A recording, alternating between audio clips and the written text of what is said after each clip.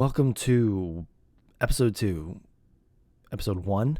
I don't know, this is the first time we've actually rolled out an episode while having a show name. This one's a little bit different. So we've actually named the show. Well, I say we. This is not a joint effort. I'm a one-man band. All right. I've got my little thing I do with Ryan every week. Ryan and my buddy, my new producer on the Splash, Will. We do that every Sunday. Of course, if you're familiar with the show, that's our bread and butter. That's our hot ticket every week. This is my side gig. This is my get me through my. Recording once a week's tough when you're insane and you want to talk about basketball 24/7, but you don't have anybody to tell it to. This is what you do. You do a second show in the middle of the week. I think that's going to be what this is. Last time it was just like a, spark. In the middle of the night, I had the spark to record. Now we're actually, doing it during the daytime like a normal person. However, that could mean some background noise. Sounds like there's kids playing outside my window. Not my kids. I don't know. I'm on the top floor. I didn't think I would hear that stuff. I do. Doesn't matter. We've got a lot to get into. Good stuff. It's NBA Rivals Week. If you buy into the cheaply manufactured rivalries that the NBA tries to shove down our throats. I'm kidding. Golden State Memphis was fun. It was fun. We'll get into it. Anthony Davis is back. And all of a sudden, I think I have to put him on my all-star ballot, probably as a starter over Zion. Maybe. I don't know. He's back, and he looked awesome. And he also almost, he rolled his ankle like as soon as he came back into live action, which is nuts.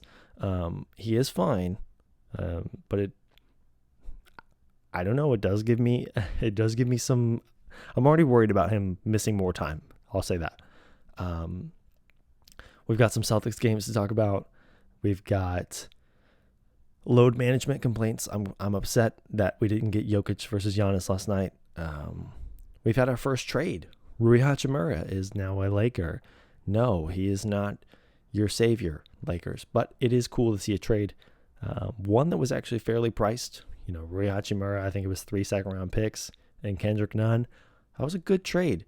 It was nice to see one of those since we haven't really had one after the Gobert disaster, the Minnesota Massacre during the summertime. The Minnesota Massacre is a good name for that, considering how badly, how poorly they were fleeced and how poorly they're performing this season since that trade.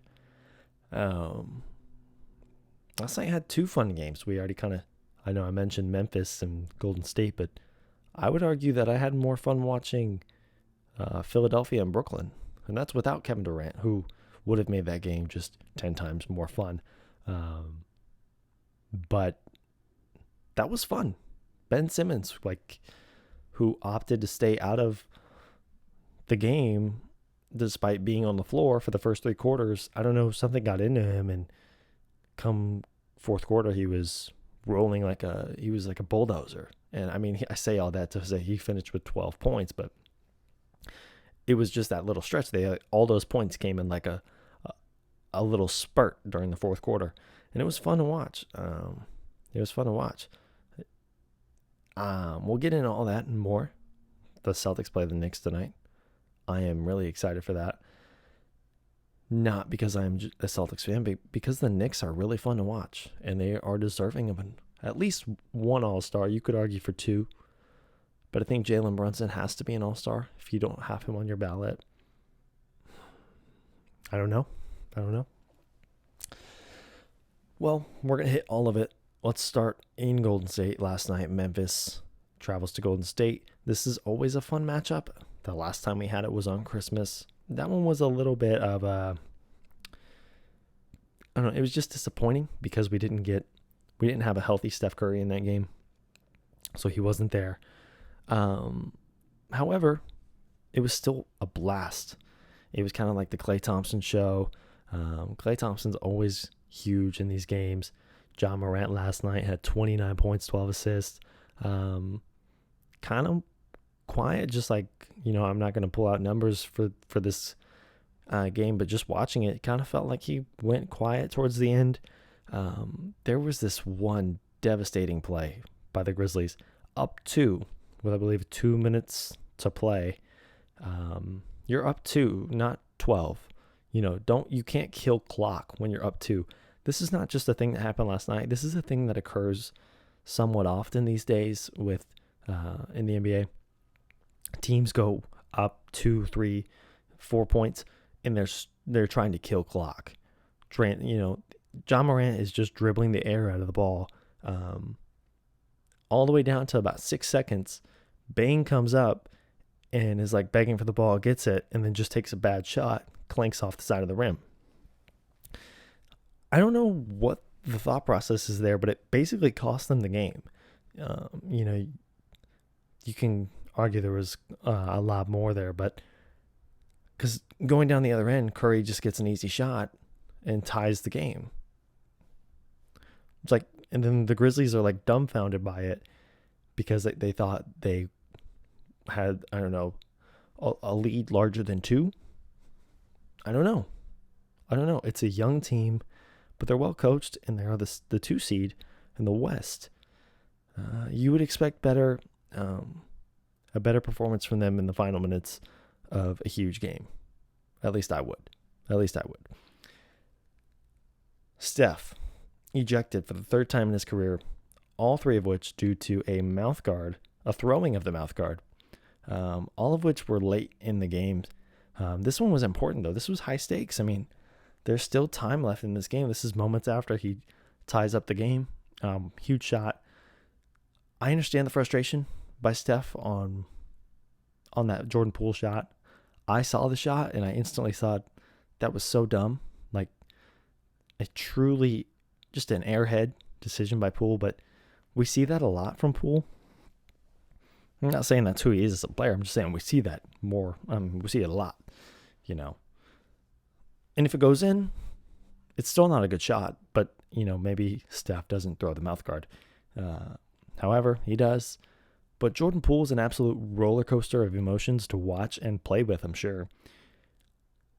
Makes the terrible decision to shoot the ball with 12 seconds on the clock. Curry gets ejected. Everything is going downhill for Golden State. And who other to hit the game-winning layup? Great cut, great read by Poole to get to the inbounder, get the ball, and then lay the ball up. Who other to hit the game winner than Jordan Poole? So, a roller coaster night. Shout out to, I don't know her name, but whoever was interviewing Poole after the game actually asked him the tough questions like, hey, that shot, that poor shot selection is what drove Curry out of the game. And, Poole gave like a meh answer, but it was nice to see him get challenged immediately after hitting a game winner. It was like, hey, good stuff, but you still took that awful shot that drove the greatest shooter of all time out of this game. I don't know. It was fun. Dylan Brooks did Dylan Brooksy things, took some horrible shots. There's probably going to be a lot more of those instances where Dylan Brooks maybe shoots Memphis out of the game. Theoretically, shoots them in the foot. He still is. I still love Dylan Brooks as a player. I think he's a little corny off the court, especially after the Shannon Sharp incident. I did think it was funny, though, that he called him a blogger, which actually really rubs some people the wrong way, really just in sports media. Bloggers. But really, I mean, that was funny. So I like this Memphis team. I mean, I really don't, but I like some of their intangibles. I mean, they're just like in FU mode, full time, full go. Always upset at something, even if they have no reason to be. And that's fun. We kind of need a villain team like that. We need a team that isn't always friendly. It isn't always cute. For as much as I love the Celtics, they're a little cute sometimes. They're a little like they dap up Kyrie Irving after every time we play Brooklyn. They can be cute. They can be cute when it's time to be serious and time to be. I don't know. They just get cute in big moments. I feel like tonight, like for example, we're playing the Knicks. I didn't even know the Knicks. They're like broadcasting it as like a rivalry game. The Knicks are not our rivals. We don't have rivals. Like not even the Lakers are our rivals. Like we've gotten so far from the days of guys going at one another. I don't think the Celtics have a rival team. It felt like maybe Brooklyn, if could be that. I don't know with Kyrie, but that's really just to the fans. Like the guys on the team actually love Kyrie, and it's driving me nuts. So I'm gonna stop talking about it. But last night we had another fun game.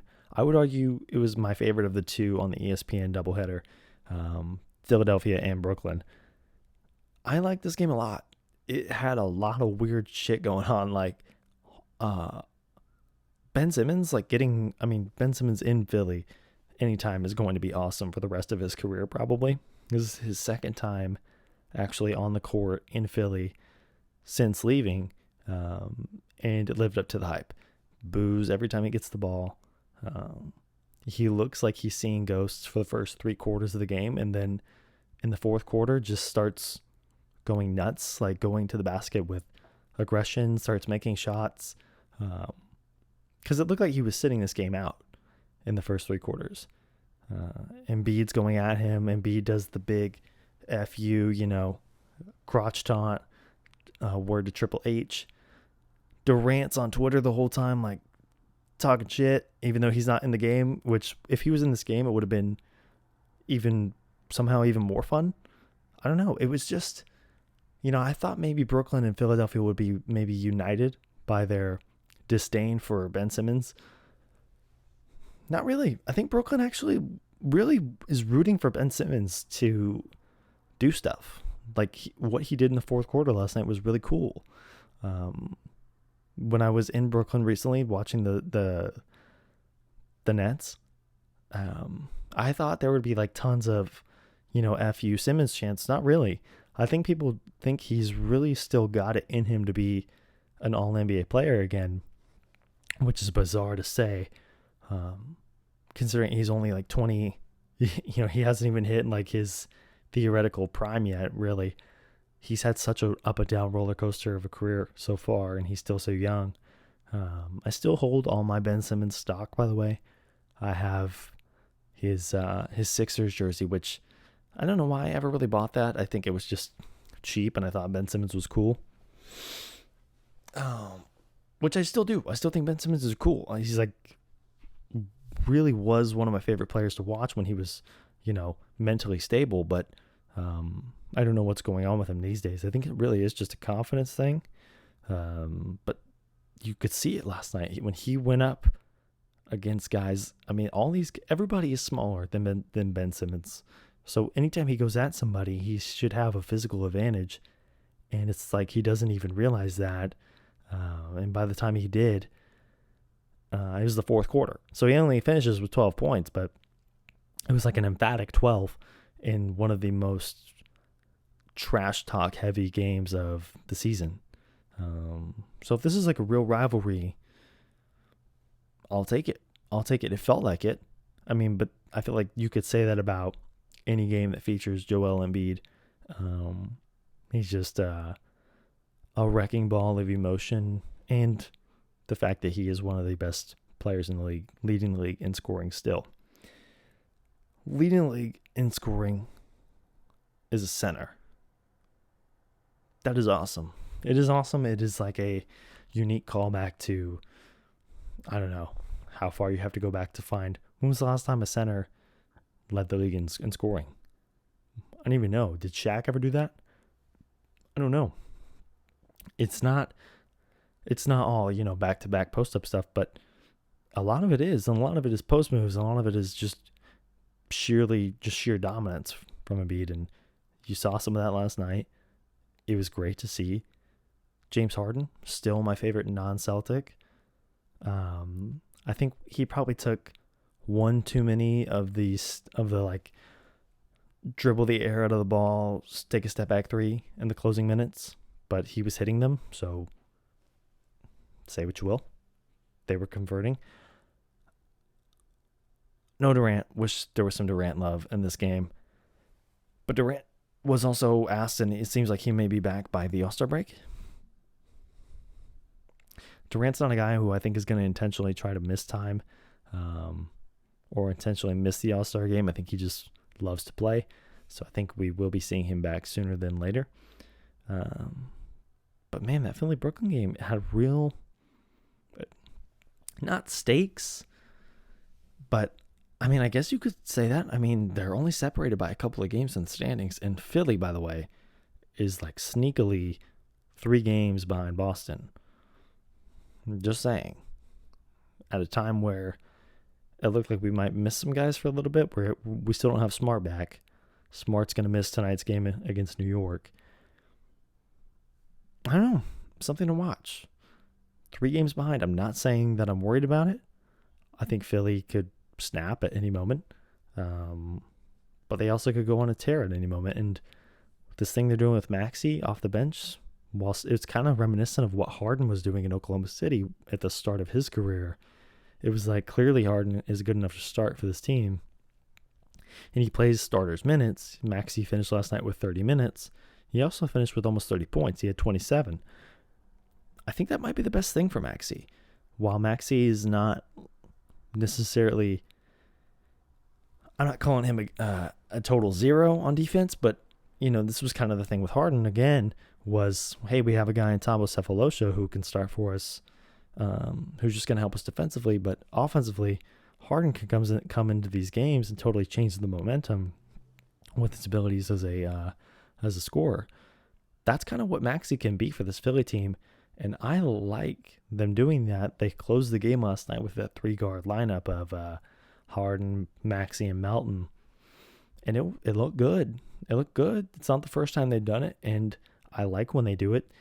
It's a unique look for other teams. It's something that's kind of unique to Philly and what they can do. Harden is, can kind of work with whatever you give him, and with the 3 guards, there's just so much more space for him and Embiid. I like it, and I think we don't talk enough about the fact that the DeAnthony Melton trade was a real thing and has helped them infinitely. Just feels like Philadelphia is way deeper than they were last year. And you could also point to the fact that James Harden took that huge pay cut. I'm just throwing that out there. It makes you wonder about these recent reports, whether or not he's going to, re-sign at Philly, or if there's real interest in him going back to Houston. I don't know. I don't know. If I was Houston, I wouldn't be interested. If I was Harden, I wouldn't be interested in going back to Houston. But I'm sure there's more than just basketball motivations in those discussions. Anyways, last night's games were fun. Tonight, New York, Boston, I am excited for that one. Want to talk about that one a little bit. Also, want to talk about Anthony Davis a little bit more in depth.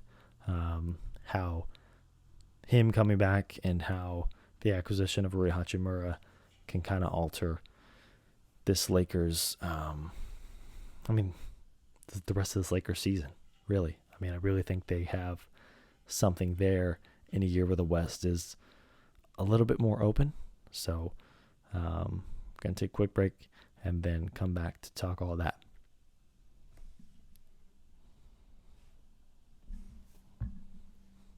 Let's dive into whatever happened the other night in Miami. Boston playing without 4 of their top 6 guys. No Horford, no Brogdon, no Smart, no Brown. I'm surprised Tatum and Williams didn't sit just so we could roll out the hospital Celtics in full effect. Truthfully, no Jimmy Butler from Miami. So make what you will of this game. I'm not going to sit on it or dwell on it. It is hard to look past the final moments of that game with the Tatum errant pass. There's a lot that went wrong towards the end of that game. Tatum with a brilliant game, and for the most part, Tatum was excellent. He excelled in all areas as he usually does. 30 plus points. He almost had a, nobody would talk about it because he just barely missed the triple double, but it was a great all around performance. Of course, he brings it on the defensive end every night. Loved most of that game. It was great to see second option Derek White out there in full effect. We forget that it's a guy who can put up points. In San Antonio, he was tasked with it more so than he is now in Boston. But yeah, it was fun to see. He stepped up. Of course, it was. It's just not a game I'm gonna dwell on because none of our guys played. It was fun to see that Tatum leading a group of B to B plus guys is like a competitive team still. I know, like I said, they didn't have Butler, but that was a team that looked good. And outside of I would say poor decision to not call a timeout on the final play of the game. I can understand wanting to get out of there, not playing for overtime. It's a long season. It's a game that you didn't have any of your top guys in besides Tatum. So I get it. But also, and Mazzola argued, you just you can call timeout, but then defense gets set. Well, what about the offense? Because we weren't set at all. Tatum is just dribbling, just winding out the clock, looking to make something happen. It's almost inevitable that the double team is coming. And I feel like everybody in the building knew that except for the Celtics, Tatum included. But once the double comes, I'm not going to bury Jason Tatum for making that pass. It wasn't a good pass, but there's very little movement on that last play. I went back and watched, and you just see guys are just kind of standing around waiting for him to do something. And well, that's good and well, but this is a game you're down in. You don't have the lead. The double team is going to come, and it did. And bad pass, bad decision. I was begging for them to call a timeout as soon as they got the rebound, and it just wasn't going to happen. Even when the double came, there was still enough time left for, I'd argue, Tatum to just call the timeout himself, call it on the floor, and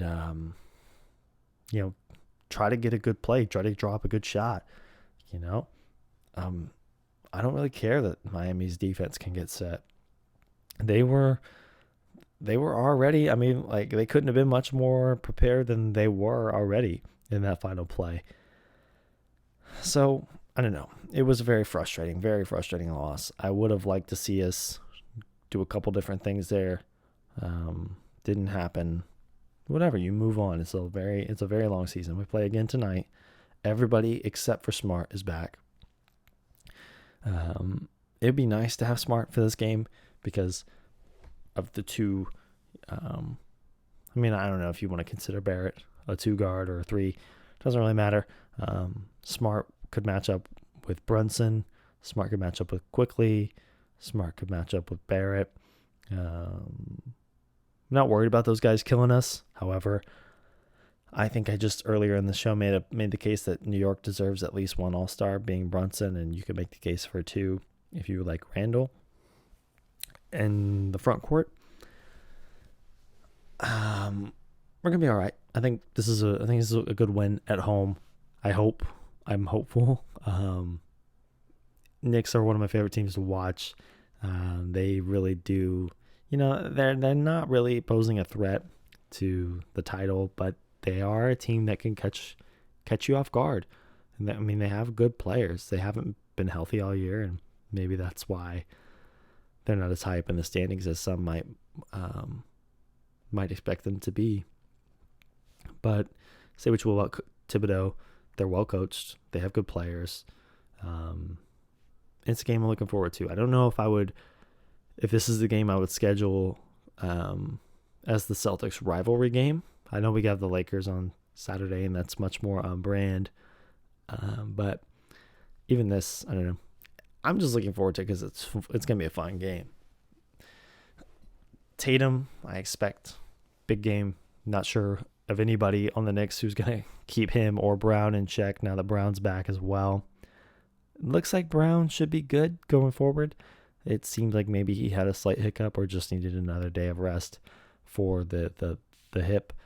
But if he's good to go, then I expect him to be there, available from here on out. Smart should be back soon. I think it was just a pretty nasty ankle sprain, which can be tough. I mean, we see Patrick Mahomes apparently has an ankle sprain, but I think they've got enough painkiller running through him at any given moment that he can play football at a high level still. For us, thankfully, we're not at that point in the season yet where it's such high stakes, and Smart can afford to miss a few games.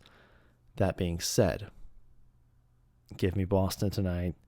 I know the Miami game is devastating, but let's not forget we were rolling. We had won 9 straight prior to that. And I had predicted on the show I do with Ryan that we were going to rip off some big double-digit streak. We're going to hit 10 games, 11 games, keep rolling. I really want us to have a signature streak, like a signature moment. Maybe that was at the beginning of the season. Maybe it was just the 9-game streak after the debacle of December and early January, in which everybody tried to bury us. Everybody tried to bury Missoula, Celtics fans included. Really mostly Celtics fans. I don't think anybody outside of Boston is like begging for Missoula to be fired because he's inept. Like, stop. We never surrendered the 1 seed even once. Like, we're good. Like, we're fine. So going forward this weekend, I'm very excited for Nuggets Sixers. I'm very excited for Celtics Lakers. Anthony Davis is back. This is a good segue to the Lakers. I don't love to talk about the Lakers because everybody else already talks about the Lakers. However, they kicked off our trade season, and I'm excited for that. It feels like we finally have, we kind of all thought it would be a very quiet trade season, trade deadline. Maybe it won't be. We had our first deal, and it wasn't a blockbuster. And no, Hachimura is not saving the Lakers season, but the Lakers don't need saving. If they need saving, it comes in the form of Anthony Davis, who's back last night in limited time. He put on a dazzling performance, rolled his ankle at halftime. He came back. He was fine. Major ifs. I wrote this on my notes with if he is healthy for the remainder of the season, the Lakers have a real legit shot. I mean, it takes me back to 2020 a little bit. I mean, LeBron is the one constant, right? LeBron is incredible still, even at this age. He's coming for the record. He's going to break that here soon. That'll be a special moment.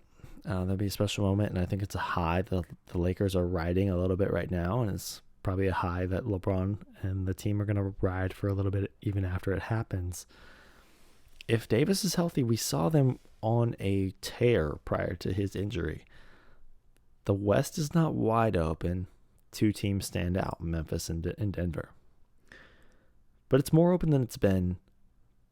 I said last week that the Warriors have vulnerabilities. They really do. Even Memphis has holes. We saw them lose last night to the Warriors. It just feels like a very competitive Western Conference, whereas in the East, we're starting to see some, we know Boston. We know about Boston. We know about Milwaukee when healthy, if they can get back to that point, if they can get healthy. Philadelphia is playing out of their minds. Denver, in the West, rather, it just feels like every night's competitive. You don't necessarily get that with some of these top teams in the East. But anytime you have LeBron, anytime you have AD, those are still 2 of the top 12 guys in the NBA, two of the top 10 in this season. You got a chance. Hachimura played a good game last night. I don't know what he's going to bring for you defensively. I don't know if he's ever going to start for this team. Probably, they tried him off the bench last night. That went well. Probably keep doing that for the foreseeable future. He's a good, not insurance policy for Davis. He doesn't do nearly the type of stuff that Davis does, but if he can provide some relief, so that Davis doesn't have to play 38 to 40 minutes every night, then it's a good trade. And it was fairly priced. It was 3 second-round picks and Kendrick Nunn, who there's already a Kendrick Nunn narrative. He had like 2 highlights last night, and, Washington or whoever is trying to spin the narrative that the Lakers got fleeced somehow, which they didn't. They had a plethora of second-round picks. They still do. It's really a matter of whether or not they're going to move off of their own first-round picks in 27 and 29. Look, I'm in the camp of you have to. You have to. This team, we saw them last night, and it was the Spurs, but they have Davis back, and he looked great. He looked great right away. And, keep him healthy, play him less minutes, rely on him less, get to the playoffs. I'm not a big fan of load management, but selectively rest him here and there. And your resting doesn't necessarily have to be missing games. It can just mean, hey, tonight you don't have to play 45 minutes. Tonight we can, you can play 30 minutes. I'm just saying the Lakers have pieces that you'd want when looking to go for it. And like I said, it's reminiscent of 2020 where, that we're not in the bubble anymore, but there wasn't like a clear contender.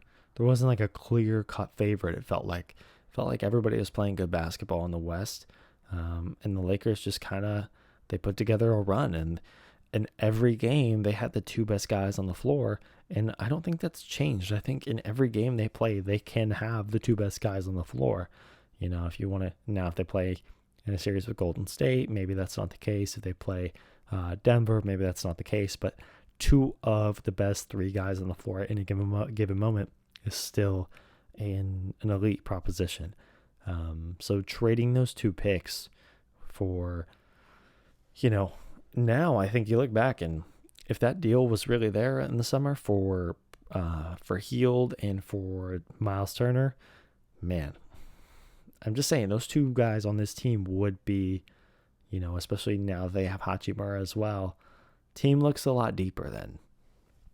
Not saying that those 2 guys are what makes this team vault into title contention, but just having more able-bodied shooters, able-bodied defenders in the form of Miles Turner,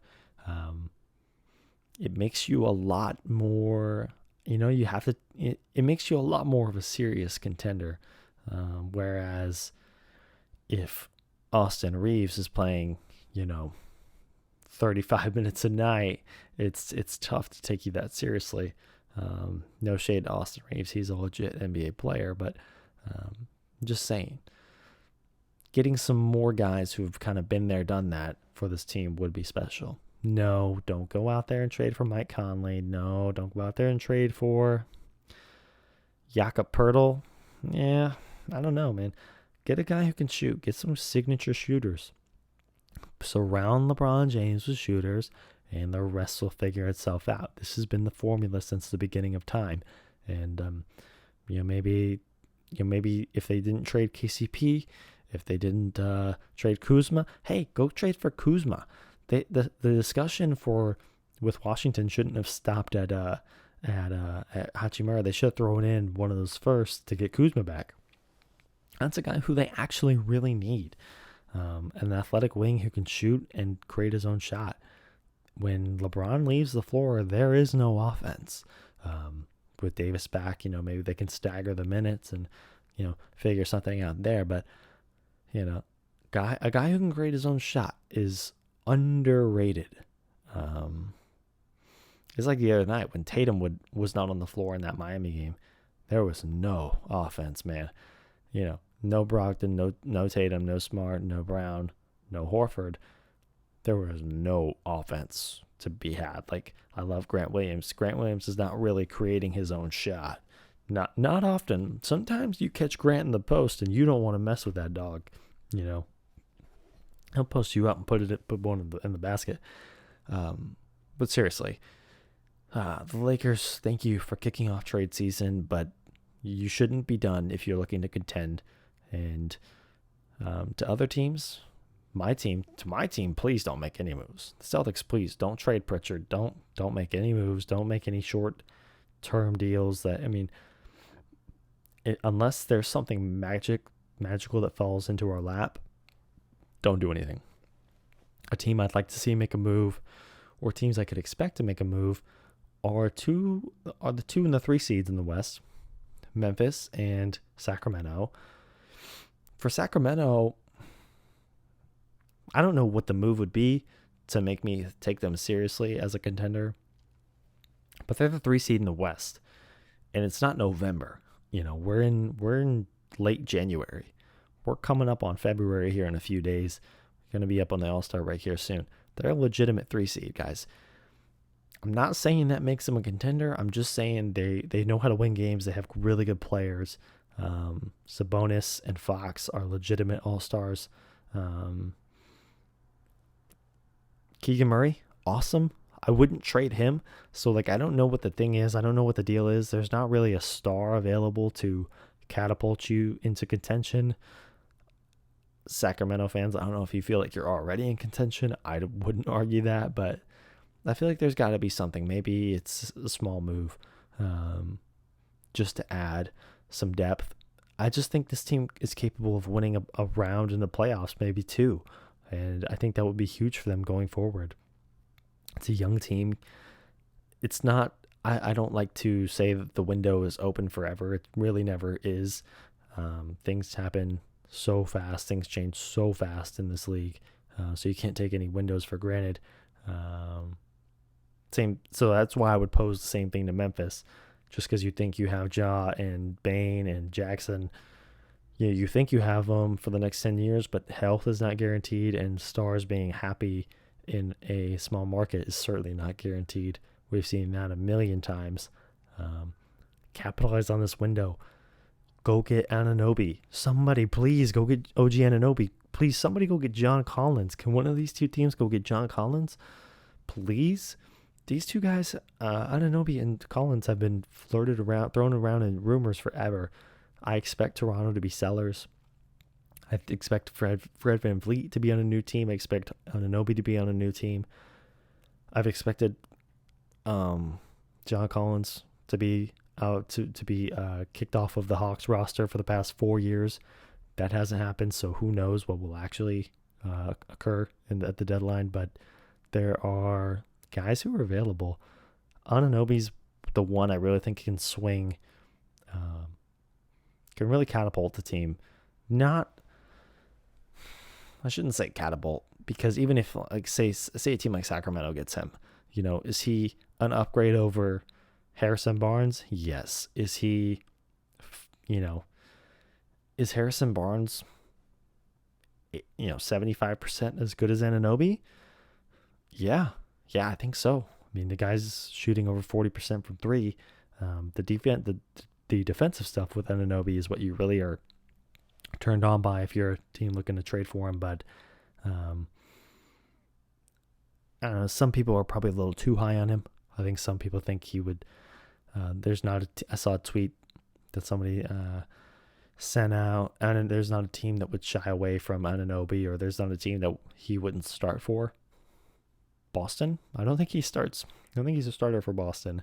There's maybe a discussion about him starting over Horford. This is all just theoretical, by the way. Of course, he's a great player, but I think we get a little carried away with some of the trade deadline guys, and oh man, if this guy ends up on X team, watch out. It's seldom the case. Seldom a move that made the deadline really makes a huge impact on a title run. Teams are built in the off seasons. Teams are built through the draft. You can make little acquisitions that help. Anunoby to Memphis has like real like sticker shock, or like I don't know. I'm trying to say that one's got some buzz, and that's a deal that I think would actually matter at the deadline. A team that's already really in the hunt makes an upgrade at a position they desperately need to. That's big. That's big. So we kind of went from Boston playing Miami and looking terribly all the way up to the Lakers, all the way up to the trade deadline. You know, I said this on the first go of this the other night, was this is kind of just a constant stream of consciousness, or a stream of thoughts. If you gotta keep up with me, man. I think I kind of broke those all up very well. That was a quick 21 minutes. And I think I covered everything on my notes.